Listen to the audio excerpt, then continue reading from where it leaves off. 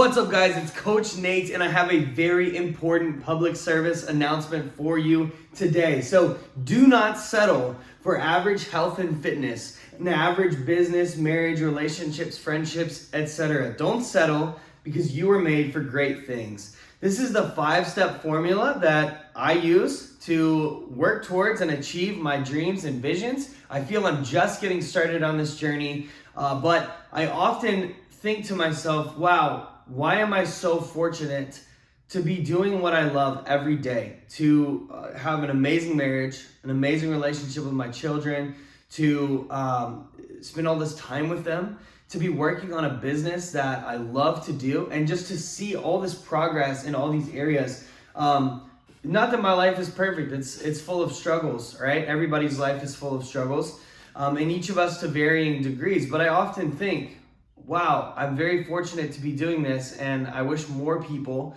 could live out their visions and dreams. And I believe that you can. So this is the 5-step formula that I use, and if you're feeling stuck, maybe you should give it a try. Number 1, you need to know who you are. Number 2, you need to write out your vision. Number 3, you need to pray about it. Number 4, you need to do today's work with excellence. And number 5, you need to rest and repeat. So let's talk about each of these. Number 1, knowing who you are.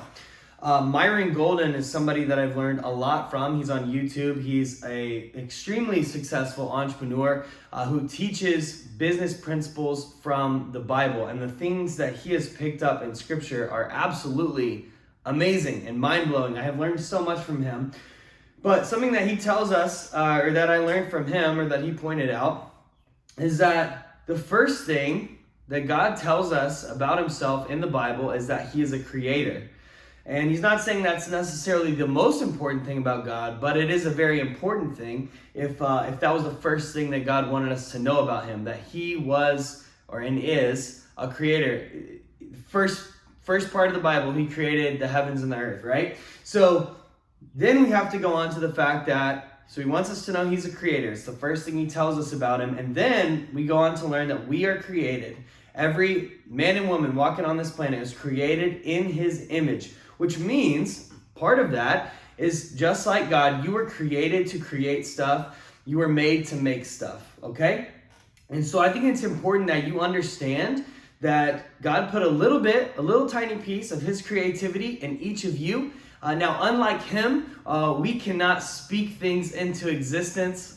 We can't just say, let there be light and there be light. That's God, because he's all powerful, and we cannot do that. But we were made in his image. We were created to create stuff. We all have a little bit of his creativity inside of us. And so knowing that, I used to walk around and say, oh, I'm not very creative, which now I totally reject that statement. I am very creative. I just think creativity looks very different. I'm not creative in the sense that I'm going to sit down and draw.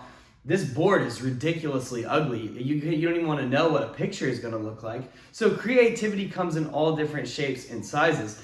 But it's important that we know who we are, because another thing that Myron Golden talks about is this concept of be, do, have. So who we are, the things that we believe about ourselves, who we are, our identity, out of that flows what we do, what actions we take. Because if we don't believe something, we're not going to take actions that align with that. So if we don't believe we're creative, if we have that belief about our identity, well, then we're probably not going to put forth a lot of creative effort. But if we believe we're creative, then what we do, expressing that creativity, is going to come out much stronger. And then, of course, the things that we have, maybe we want nice cars, clothes, vacations, all that stuff. Nothing wrong with that, but that flows out of what we do, our creativity, okay? So we have to start with who we are. Our identity is super important. So I'm just here to tell you, you are made in the image of God, and you have special gifts and talents that only you have. And I believe that you are called to create or build something. It could be huge, it could be small, it doesn't matter. But I believe you were created to make something, build something, do something, create something that is going to be a blessing to those around you. And only you can do it, because you are uniquely made in his image. All right, so knowing who you are. Number 2, write out the vision. So many times we go through life and we use language like, that would be nice, that must be nice, it would be really cool if. we use this very passive language around, hey, that would be neat to have, or that would be neat to do, but it's just kind of this passive, like you're floating through life, and there's not really any intention behind it, all right? Now, I'll be the first to tell you, whether you set intention or not, life is going to punch you in the face over and over and over. Life is very hard. It's very hard. But we can take comfort. Romans 8:28 says, everything works together for good to those who are called according to his purposes. So, we can rest in the fact that everything is for our good and for his glory, even when we're getting punched in the face. I don't know that it makes it any less painful, but the perspective change is massive and very important, okay? But the thing is, life's going to be hard regardless of what you do or don't do. So I think it's extremely important, if you have a dream or vision, that you can't just go about it passively. You can't think that would be nice. You can't even just say, I want that one time and be done with it. You need to write out that vision. You need to make it very clear what you want. Paint a picture. Think about what it's going to be like. Feel what it's going to be like when you experience that thing. Jim Rohn, motivational speaker. I think Tony Robbins learned from him. Anyway, I've loved listening to his stuff. And, one of the things that he points out is that every single thing in the world that you see that someone has built or created, it first existed in their mind. Because if we don't believe something is possible up here, if we don't think about something, if we don't see the end, then we're not going to pursue it. And the example that I always give is, you would not go to college if you didn't think first in your mind that you would be able to get the degree. If you didn't think you could get the degree, you wouldn't go. And so anything that you want to succeed, you must first see it in your mind. And I think there's lots of things that are opposing us pursuing our dreams and our visions. I think we have to fight to believe the vision, to believe the dreams. We have to constantly be reminded, because I think we're constantly being bombarded with negativity.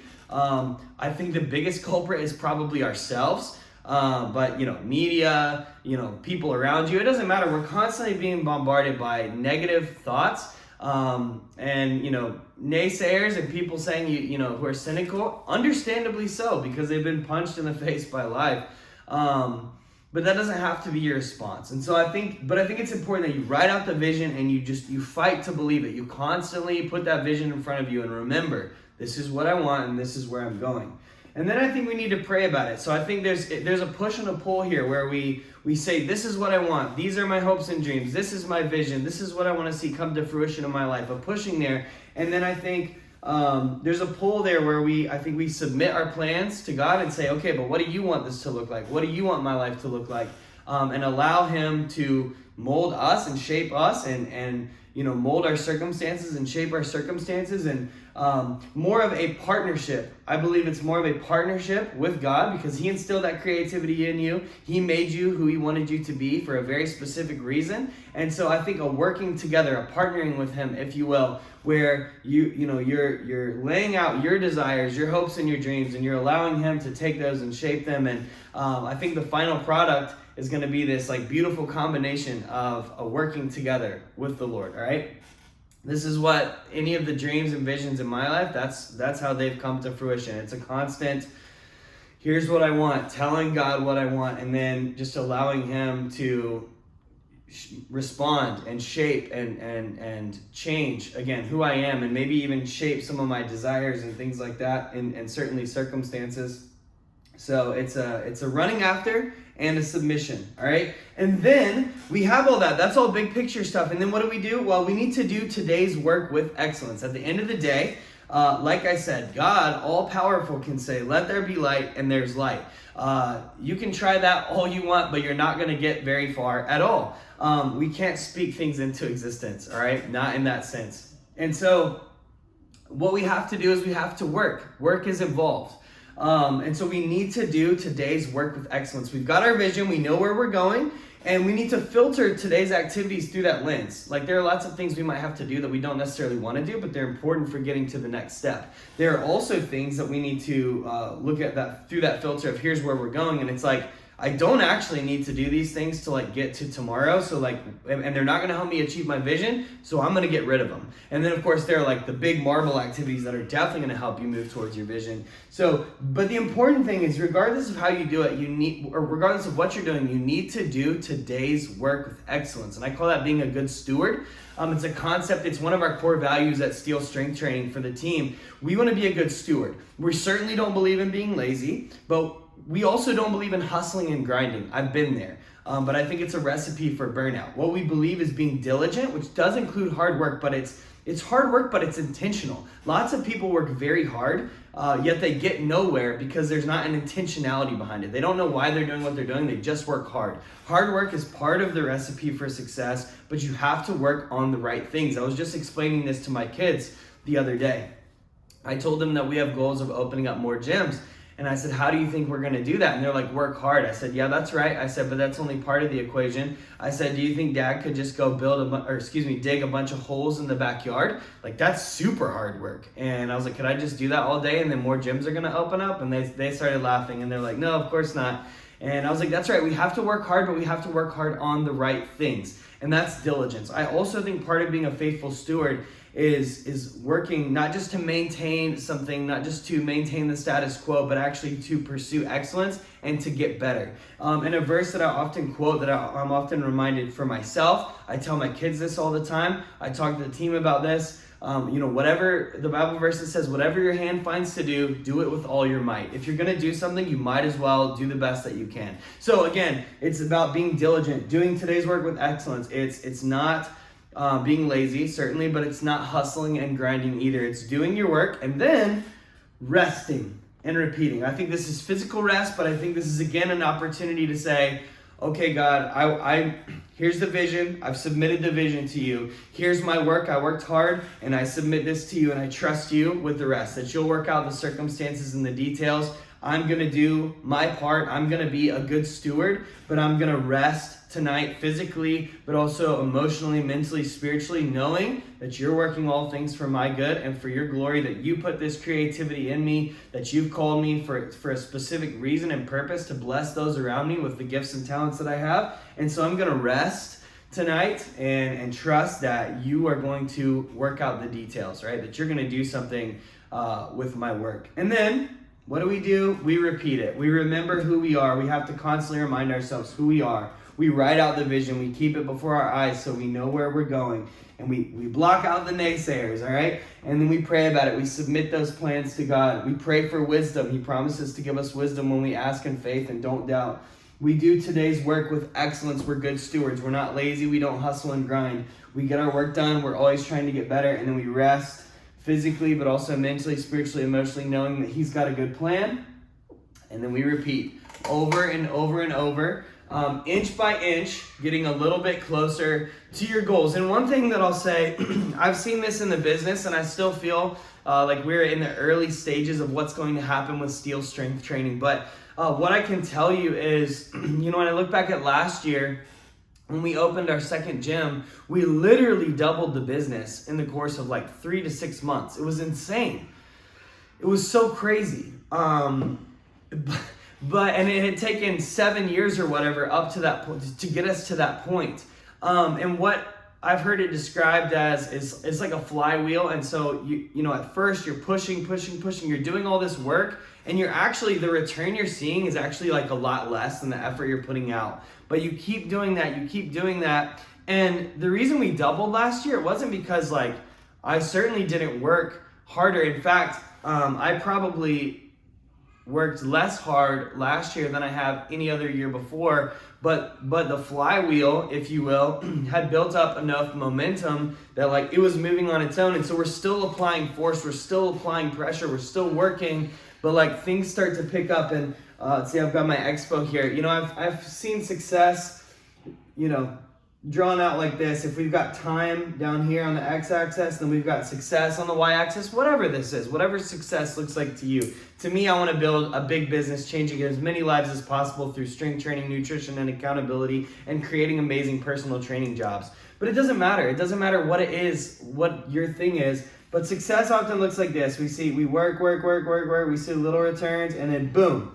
it skyrockets. And so I would just say, just remember the vision, do today's work with excellence, rest and repeat. Don't worry about the in-between. Look big, look at your vision, look to God, look at today's work, and don't worry about the next steps, okay? You see the mountain, you see the next step you have to take, don't worry about the in-between, all right? God's gonna take care of that. That day is gonna come and you'll take that next step, but don't get lost in the middle. Don't get lost in the middle. I think that's where people get discouraged or why they don't even start. Look big and do the small work, okay? Look big and do the small work, and do that over and over and over and over and over. Do the best you can with what you have, and I believe that you will be able to achieve your dreams and your vision for your life.